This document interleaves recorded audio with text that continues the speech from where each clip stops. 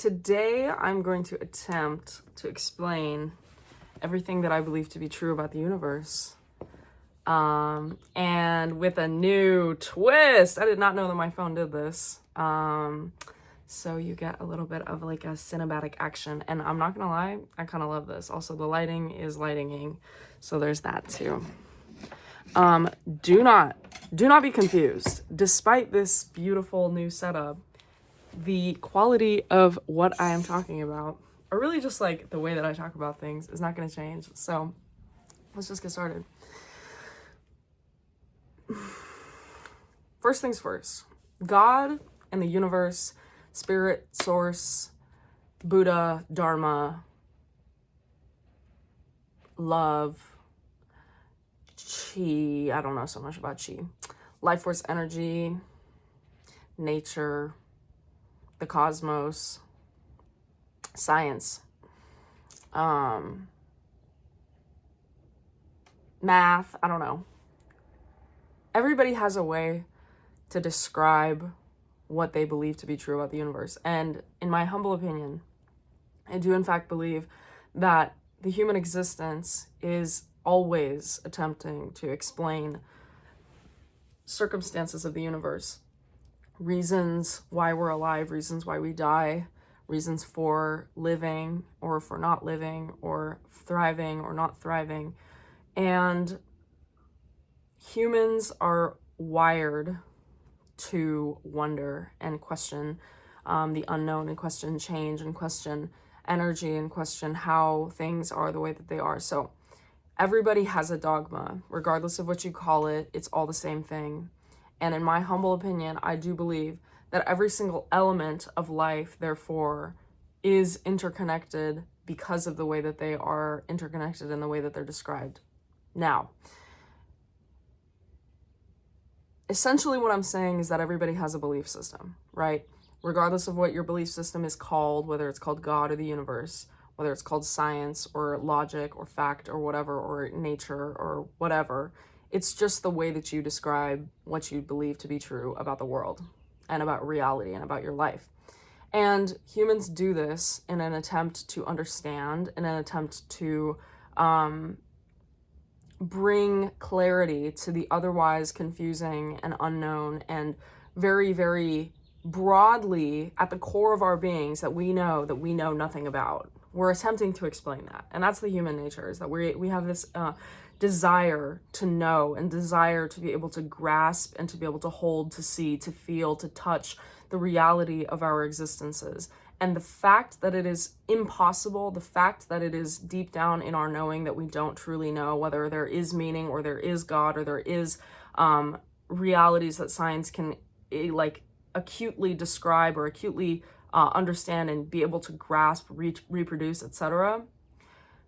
We still continue to hold on to those things because they make us feel like there's meaning. They make us feel like we understand. They make us feel like we have not conquered, but really just understood, been able to hold, and been able to be held by this governing force that is what we believe to be true about our reality. If it comes to believing in God, like if we're talking about the Christian, the Muslim, the Jewish God, whatever it is, Abrahamic God, then it's thinking about a personified, omniscient, benevolent being that resides in a place that is liminal, but typically above us, and opposes a force that is also liminal, but below us, and considered to be punishment, or considered to be the wrong kind, or like the not desirable kind.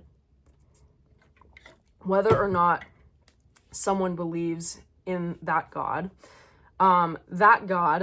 provides us, and all the other gods aside from them, provides us with a set of rules and a set of things to follow, to understand, to apply, to live. And it makes us feel held in a way that not knowing or not having that doesn't do. And when you're given something as clear as like the Bible or any religious texts, you now have an even like legible version of what it means to exist, of what it means to be a human being and exist in this world. So now you have a set of beliefs about what you believe to be, like what you believe to structure our reality.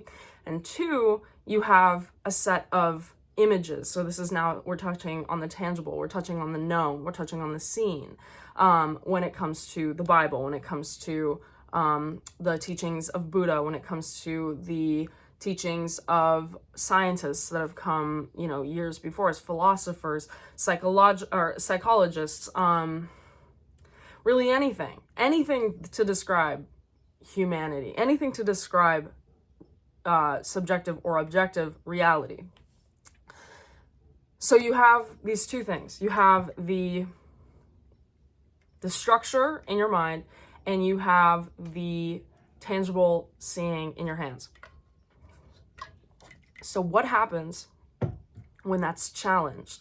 What happens when someone who's a non-believer comes for your religious text? And I want to be broad and say that now we're talking about religious texts outside of just literal scripture, outside of the Bible, outside of the Quran, outside of the Torah and the Talmud, outside of scientific papers, like all of this. And I get, I'm talking about mainly like 4 or 5 concepts, but you can apply this to anything. When you are challenged, when your beliefs are challenged, what does that do to you? Where do you go? When you have based your identity off of something that you can now see and now believe to be true about your reality, what happens when you are challenged in that belief? Most typically, a lot of us will attach an aspect of our identity to the things that we believe, and that's no wonder. If you were to tell me that the wall behind me is not blue, I would be like, Miss Girl, yes it is, because I believe it to be blue. My shirt is blue-gray. If you told me that it was green, I would tell you that you're wrong because it's gray. So I'm now challenging something that I believe to be objectively true, and even maybe subjectively true, but somebody else is saying to me with such like confidence or self-assuredness or like rigidity that what I believe is not true. And while it may not be true to me, if that person is colorblind or blind or, just experiences color in a different way to me, then of course to them, it is actually true, right? And you wouldn't say to somebody that's colorblind, you're actually wrong. You would say that the experiences that they've had through the perspective, through the lens that they view the world, has led them to believe something to be true about something else that maybe isn't necessarily true to me, but it is true to them. And so who am I to tell them that their objective reality or subjective reality when it comes to, comparing us is wrong? And I understand that there's an element of this that, I feel that you'll just have to let go of, which is people who are so resoundingly set in their beliefs that they cannot even allow an alternate perspective to be presented to them, not to accept it, not to, validate it even, but just to be presented with alternative information. And if that's what you're going to base your like argument or view of reality on, I just want you to know that it's not about them challenging you. It's about our own resistance to delineating from beliefs that we've held in our hearts and in our bodies and in our minds for much or all of our lives. And so much so that it has challenged or impacted something that is very close to us, which is something that, like I said earlier, that we've attached an aspect of our identity to. And so when we challenge someone's identity, of course someone will feel attacked, feel defensive, feel angry, feel saddened or hurt, or really just fight back and bite back against somebody who's telling them that their reality is not accurate, even if it is. Because at the end of the day, we are not able to live someone else's life. And if somebody else's life does end up saying to them that this is my reality, that this is everybody's reality, and they're not able to shift that, there's nothing that you can do to make them shift that other than present things empathetically and with compassion to hopefully not change their mind, but again, present them with an alternative opinion. And it's not our jobs to like dig people out of those holes, because if you're someone who becomes like further and further entrenched in a certain belief, so much so that your entire identity clings to it, which I'll touch on later, it hurts. It feels like there's a part of you that someone is invalidating, hurting, physically or not, that this, and touching on a wound that has existed for them for many, many years, that often ties into self-worth, ties into beliefs about reality, and the validity of beliefs around reality, whether true or not. And my point is that it's not our job to dig somebody out of a hole that they put themselves in, okay?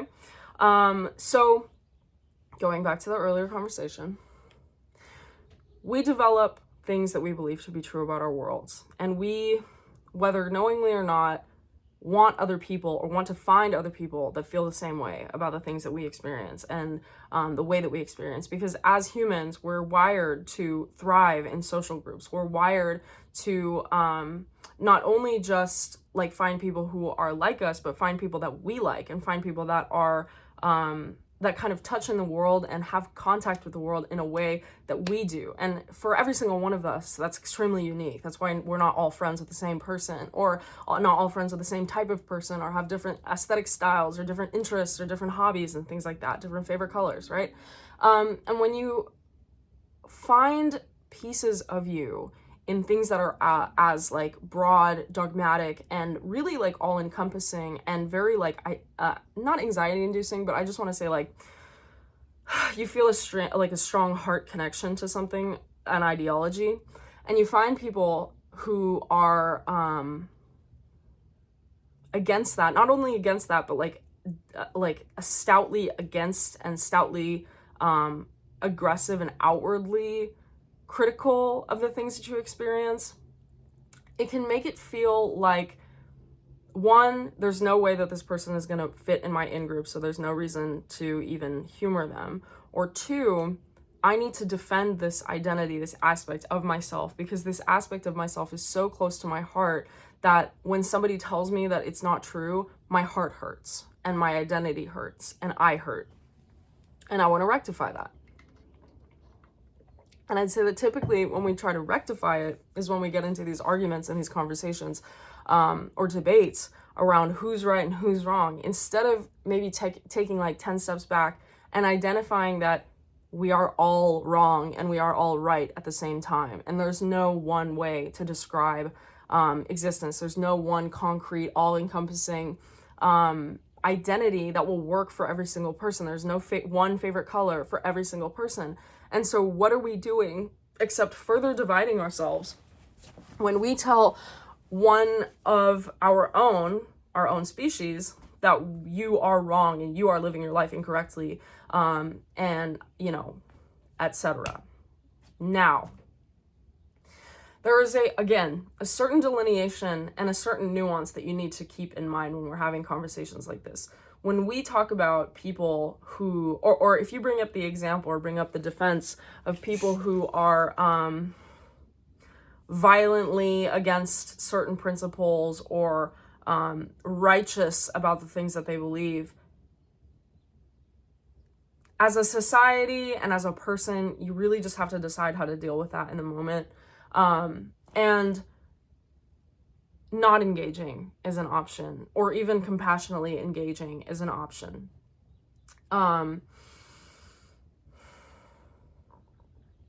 So what do you believe to be true about the universe? And what do you believe is the identity that you hold on to, the identity that you feel the most aligned with? And when that becomes challenged for yourself, whether it's been in the past or in the present, or, you know, just, oh shoot, dang, I just dropped a kind of fragile crystal. 1 second. Y'all don't look at my closet. Ooh. Anyway, she's okay. This is what she looks like. Oh. Nice. Okay. It's pink halite. I got it in Arizona. Anyway, let's even take that for an example. There's a lot that I've heard from people who do not believe in the function of crystals, that are criticizing me or ridiculing me or questioning me or really even just curious about why this is something that I'm interested in. And more often than not, what I'm met with is not curiosity, but accusation and really just dismissiveness for the sake of protecting one's own like perception of reality. If you, like, I love this. If you grow up and you are taught that the world is made up of atoms that are made up of, or sorry, that it's made up of atoms that create cells, that create localized structures in the body or in the world, that create the larger, you know, biological thing, whatever it is, or non-biological thing, like living versus non-living, that things are created by happenstance, that humans that cannot reproduce,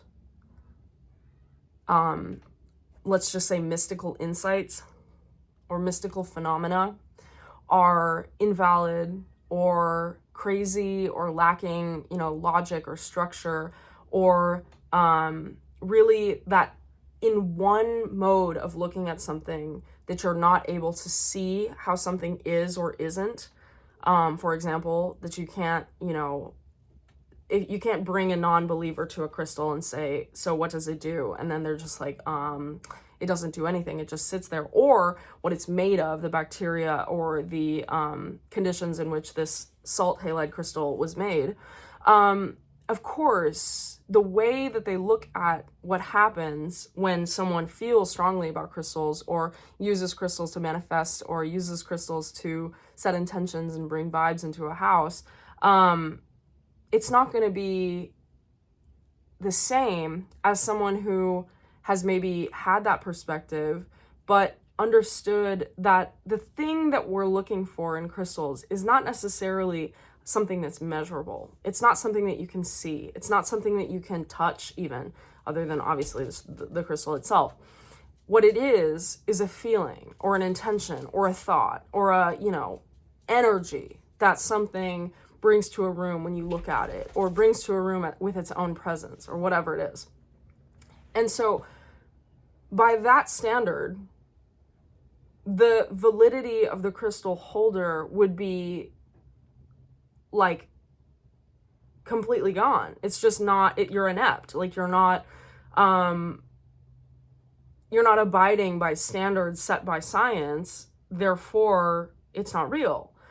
However, if you take both in mind to know, I know how this was formed, I know why it looks like this, I know why it's that color, I know where it came from, I know why it created the structure that it created, and I feel positive energy, I feel positively in my body when I look at it or when I touch it, and I think this thing over and over when I see it, and therefore that thing comes to me too, because I'm thinking about it, and it's, you know, if it's an expectation or an intention or a thought or a desire, that thing feels closer and closer to me because I keep reinvigorating this intention that I set on this crystal, then both are true, are they not? That one doesn't negate the other, that I don't say, this crystal actually was like zapped here by Jesus Christ, and here it is, and it is not, you know, it's only metaphysical, it's only metaphysical, or it's only scientific, then I'm limiting my worldview. I'm essentially saying that only one version is correct, when in reality, most of the time, everything is correct all of the time, and every single person has their own iteration of what they believe to be correct. Therefore, to the collective conscious, to the collective understanding of the world, that the sky is blue, that the wind comes from, that, you know, the ocean is 75% of the Earth's mass, or Earth's surface, that it's both true, that we can hold space for people believing in things that we don't necessarily believe in because their objective experience, subjective experience, told them that it was so, and therefore they believe and they live in their life in that way. And we as people who do not agree are not, we don't need to go off and say that somebody else's experience is invalid, because we simply do not know what it's like, because we haven't experienced it, because we haven't spent the time to live in that person's shoes, to live in that person's experience and learn the things that they learn, or know the things that they learn, or believe the things that they learn to be true. Now, I spoke about the collective conscious, and I also spoke about something that I said that I was going to touch on, but I've forgotten what I was going to touch on. So let's go to the collective conscience. The collective conscience is a pretty, it's only a term that I learned when I moved into spirituality, but the examples that I gave you about the sky being blue and the ocean and the etc., those are elements of the collective conscience, because what I believe to be true is that what we believe is what comes to us. If you ask a Christian who is, or let's literally just take me for example. If you asked me about the experiences that I have with God or the universe, I would tell you that in certain moments in my life, and in certain ways that I've understood moments in my life, I've connected the dots in such a way that makes me believe that the way that things have unfolded because they were supposed to unfold that way. And of course, this talks about, or this now brings into the conversation, free will. It brings into the conversation an element that asks us whether or not our lives are destined or our lives are accident and coincidence. And while I believe that accidents and coincidence are all elements of a predestined plan, I also believe in the infinite. I always want to say infinitesimal because it always seems like bigger than infinity, but of course it's just not.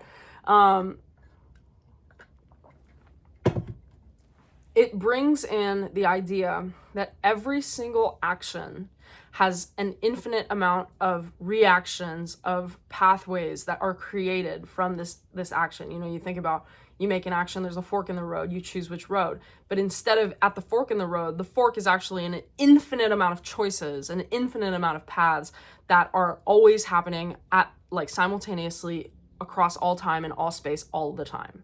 So in this moment, I've spoken about this in a different video. I actually think I haven't posted it yet, but y'all are about to get 6 in a row. So anyway, that's a good point. I wonder if I should do 6 every day or 6 all at once. Y'all let me know, or don't. Anyway, so in every given moment, you have billions, or really actually infinite choices that you can make. It's how you move your hands. It's where you look. It's what you choose to do that day. It's where you choose to go. It's who you choose to talk to. It's the experiences that may or may not happen. All of these things are always possible at all times. And so that's what I mean by predestined, because it already happened, or it's already happening, or it always was going to happen. It's just not that there's one specific way that it was going to happen. There's infinite ways that it was going to happen. So if that's true, if it's true that destiny and coincidence are now really just destiny, or really just coincidence because of whatever thing, causes you to go down whatever path that you go down, then of course every single action and every single thing was always meant to happen, always gonna happen, always fated for you, always possible for you, because there's so many ways that you can live your life. And so many actions that you can choose to do. I kind of like thinking about it in terms of living by a life of crime versus living by a life of social cooperation. That at any given moment you could go rob a bank. You know what I mean? You could go plan a heist of a museum. You could go do things. You could trip a child. There's so many things that you with your free will are able to do. But whatever it is that's governing you keeps you down. Or rather, segments off infinite amounts of opportunities or things that could happen, these pathways that could happen that you choose not to go down because you are, abiding by whatever laws that you believe that keep you from kicking a child in the street, okay? I don't want to do that. Okay? I love children in a normal way. So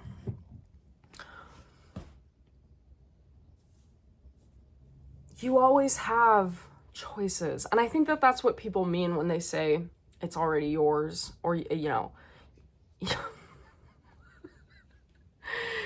look at this fucking idiot. Look at him. Anyway, okay, we're gonna, you know what? I'm just gonna leave him there. So that's what they mean, you know, and that's what they mean by like aligning yourself with the version of you that already does it. Because if you do that, if you do believe, like I said earlier, you believe, you get what you believe. The expectations that you have come to you, right? If you expect the sky to be blue every day, the sky will be blue. If you expect the sun to rise, the sun will rise. And if all of us are doing that at the same time, that's what's creating this collective consciousness, that all of us are governing certain laws because of certain ideas that have made it into our mainstream like thought processes of ideas that we all believe to be true. No matter, I mean, and then you think about like, well, some people are flat earthers. For flat earthers, the earth is flat. You feel me? For flat earthers, they'll do a scientific experiment that is designed to prove that the world is round. They'll prove that the world is round. They'll see their results and still believe that the world is flat because for them, the world is flat. But for the rest of us that believe the world is round or whatever it is, our reality revolves around the world being round because we believe that the world is round. And then that creates a larger a consciousness or conscience that some of us can follow, and some of us with enough repetition create it to be so. And so this is another thing that I was thinking, or I don't know, I don't remember who like said this. I saw this from a quote from somewhere. And it was saying that the goodness and the righteousness in the world is maintained by only some people who are so devoutly like dedicated to the belief that the world is good, that the world continues to be good. And I don't know if it's exactly that it's the world is good for them or if it's the world that's good for all of us, but I do believe that inherently we have to separate the decisions of humanity from the decisions of God. And we cannot, again, God is the universe, God governs all things. Oh yeah, I forgot to touch on this. All right, so I do believe that all of reality is governed by the same force, that we all have different gods, whether we call it science, whether we call it Allah, whether we call it Buddha, whatever we call it. We all call it different things, but we all worship the same thing. If you think about God and you think about how God is supposed to be omniscient, if you were God and you were omniscient, would you also create other gods, or would there be other gods in the scenario that are also omniscient, or would they just be different ways that humans can identify with them because we are inherently pattern finding and like pattern seeking and comfort seeking and familiarity seeking and like mirrors, like, you know, similarity in the literal like way that we look at things, seeking that those are just different ways, different iterations of the same thing so that we can better identify with something, a greater cause, a greater meaning, a greater spirituality, a greater feeling, whatever it is, right? That if you were God, you probably wouldn't create a challenger like Satan, or you would either create Satan to represent something or to like, you know, prove perhaps that you are the one true God.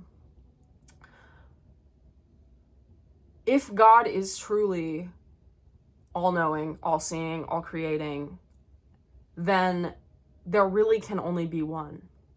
And even oneness, I think, detracts from the infiniteness that is creation, that is life. And so that's why I believe that God is infinite and that the universe is all-knowing, all-seeing, all-keeping, all-holding. And that's why certain things are possible that we don't necessarily understand with logic or with science. That's why in some science, we're not able to understand some of the results that we have. Like, for example, the concept that we cannot predict where electrons are on atoms, like where they are in their revolving around the atom, because the existence of them and the location of them is constantly theoretical. So essentially, when you are taking a photo of an electron, you are forcing it to be in that position at that time because you're willing it to be so. And therefore, right after the photo is taken, the electron again is, we have no idea where the electron is, again, revolving around the atom. So this scientific absurdity, if you will, reminds me a lot of mysticism. It reminds me of like truth with a capital T, and the fact that at the end of the day, humanity has no forking clue what the truth of reality is. And I truly, truly believe that the first time that somebody says that I know what the truth is, or that I'm so convinced that in my convictions, my version of reality is correct, you can absolutely write them off the table and say that they're not right, because they have no clue, because they're not God, because they're not dead, because they haven't seen all that humanity has seen as a collective, as a whole, and therefore they cannot know, because they are only one, correct? And that's also why I will never claim to know, because I don't know. It's just what I believe. It's just how I live my life. It's just what feels right to me. And so, accept it or don't, accept parts or don't. At the end of the day, as long as you're saying that you know, or you think that you know, or you think that it's this way, it's not.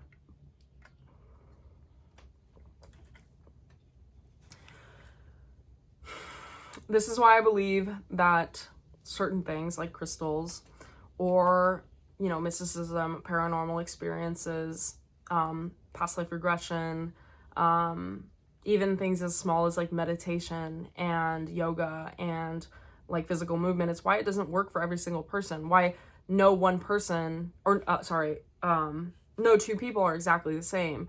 That we all have our own version of reality, that we all have our own individual consciousness that is running the show, so that we can tap into this collective consciousness, we can tap into the wider knowings of our realities. But at the end of the day, we can't live another life for us, and we're always subject to an inherently selfish experience, because we are simply ourselves, and all we can do is live from our own perspective. I can't live from the perspective of my bedroom. I can't live from the perspective of this little thing over here. I can't live from the perspective of another person, or even somebody that I love, because I'm simply not able to live their life, and I'm simply not able to tap into what they even believe to be true about the universe. And that's why I believe that it's so big, infinite, completely not understandable, because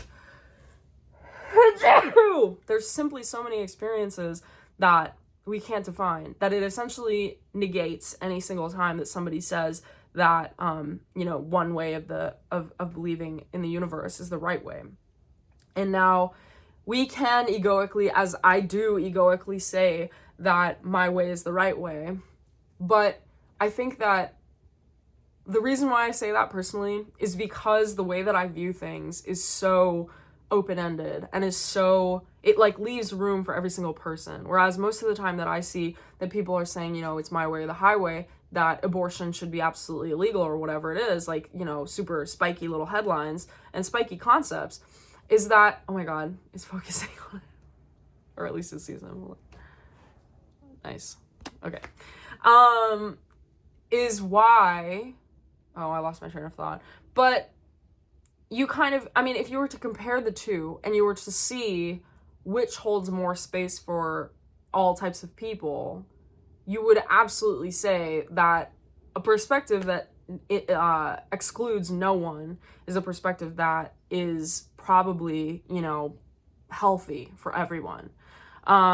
Because what it leads us away from is this rigid and really anger-inducing perspective that challenges our fellow humans in a way that only serves to create more division, instead of allowing everyone to essentially believe what they believe, but agree on a few things. That if you're killing someone, you're probably not a good person. If you're raping people, you're probably not a good person. And you deserve to have societal punishments inflicted upon you, because there's a difference between working for the whole, for the collective, and working for only oneself. And by living a life that is solely based off of the self, solely living in the realm of the self, solely living for one's own pleasure, you forget about the fact that every part of nature and every part of reality is inherently interconnected. That every single thing on this planet, that every like idea, every, like atom, every person, every leaf, every speck of dirt, it's all something that came from the same place, which is this infinite, like essentially void that existed to create every single thing in such a perfect, harmonious way that the majority of human beings, and maybe if not all of them, can enjoy something and take something out of life and take some meaning and take some feeling and take some like joy, really, in this like mystery of this living, right? Because the one thing that we do all have in common is that we all live in the earth. We all experience some form of nature. Even if you are locked in a basement your entire life, you are a product of nature. That every single thing that we have ever used, ever come into contact with, ever felt, ever whatever, has come from the earth. That the non-tangible things, like emotions, like thoughts, like energy, that they all come from this collective knowing and consciousness and vessel that is the earth, that is the cosmos, that is our bodies, that is collective consciousness, that is, all things.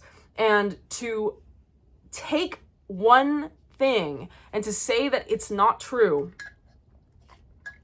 or to question and berate and attack, is to sever a limb from the whole that is humanity, that is life, really, that is awareness. Because all of us are aware. This planet that we live on, the trees are aware, the trees know, the trees live, the like stones come from the earth. They aren't conscious to us, but they have a role in playing a part in the like, cycle that is life. That if a boulder comes off of a cliff and crushes a car, that it's affected and made a ripple against the people that it's hurt, or enlightened somebody that nearly got out alive, that it created a new home for a lizard on a rock down further on this imaginary cliff, that you and I can feel something together that we can't touch, that we can't see, that we can't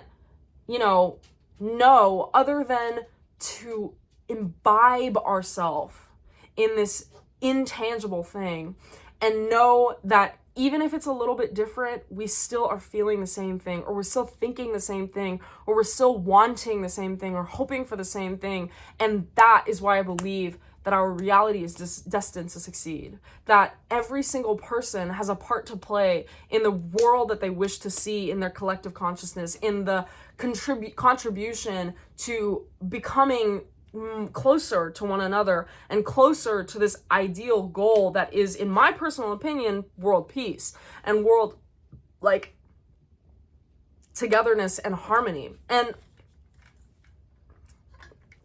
I do absolutely think that contrast is an integral part of the human experience. But I just wonder, like, where are we going? You know what I mean? If we're always going to experience contrast, can the contrast be smaller than genocide? Can it be smaller than torture? Can it be smaller than inhumane atrocities committed against humans by humans?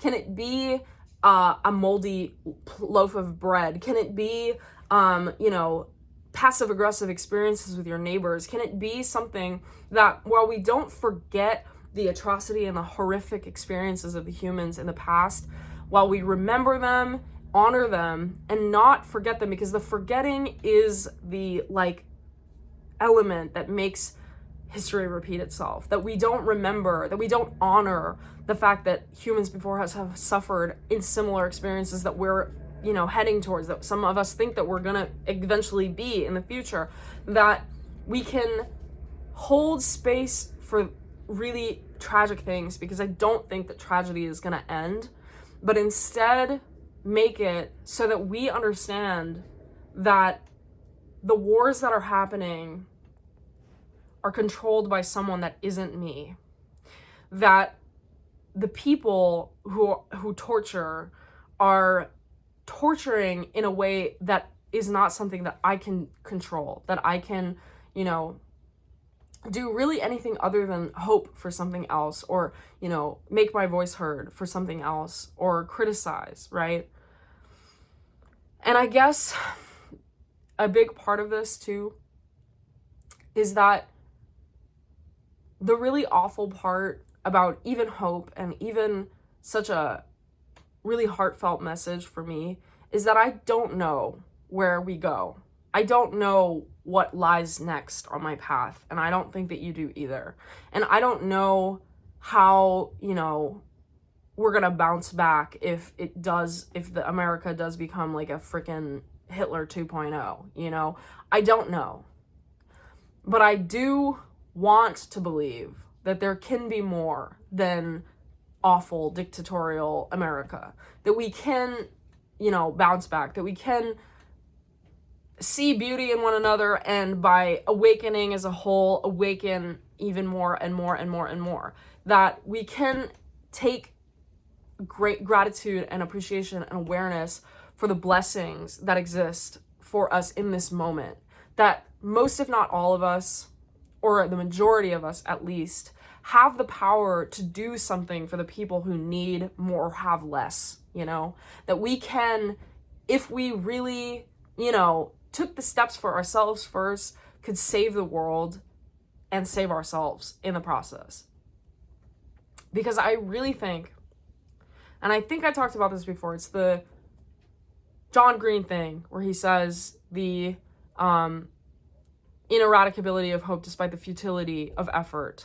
And I just think that hope is ineradicable because humans want more. We want, and whatever that more is, that more always ties in some way towards hoping for a better future for ourselves, for our kids, for our, pets, hoping that there's more for us, hoping that we can see, the sun rise again. I don't know, I'm feeling a little poetic, but it's just like hoping,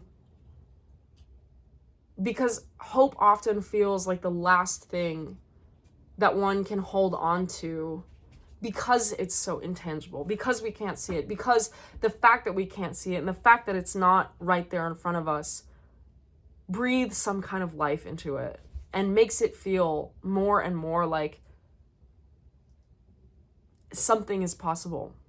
That when you've proven to yourself that the hope that you held brought you to feel better, brought you to, cleaning your room after a bunch of depression pit vibes, that this invisible thing could hold so much space for so many people all the time, that everyone has this experience with this intangible thing, that somehow that makes it more real, that somehow that proves that it can do something.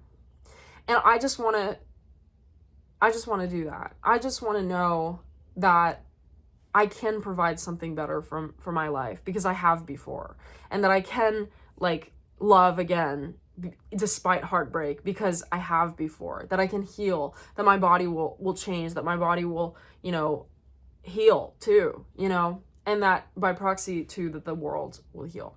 So yeah.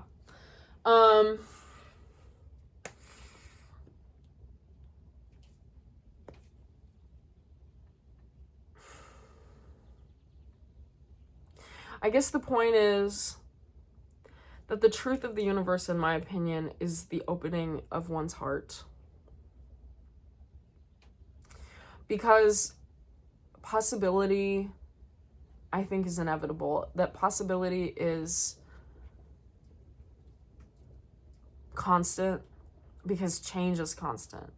Because we don't know what's next. And sometimes, often, we don't know what to do next. And we don't know where to go, or where we're going, or where we're going to end up. But that's why I think we have to pay so much attention to the present, because you can spend your whole life worrying about what happened in the past and being afraid of what might happen in the future. bring more fear into your future and in your present and worry about your past, and then make the living experience one that doesn't actually exist.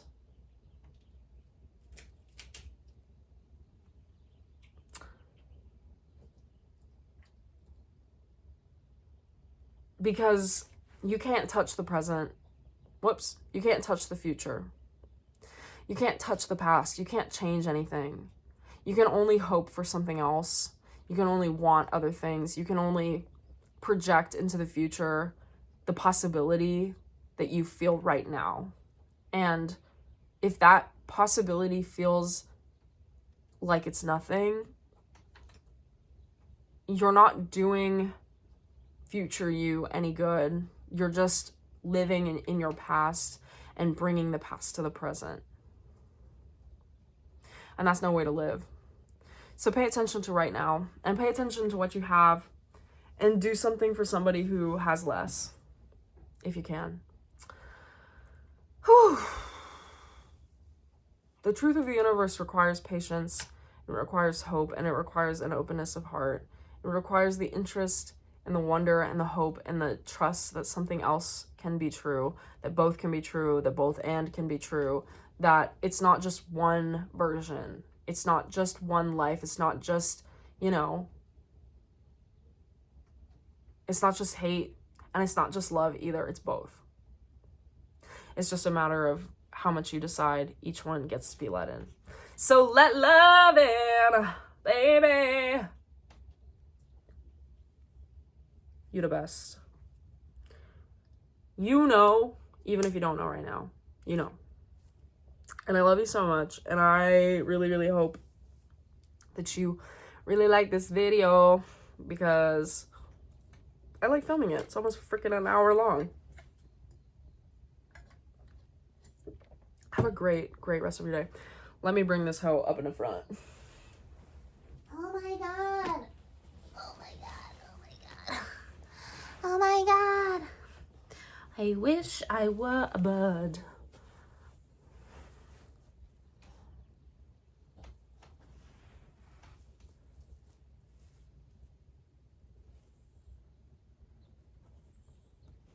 Bye. Peace and love always.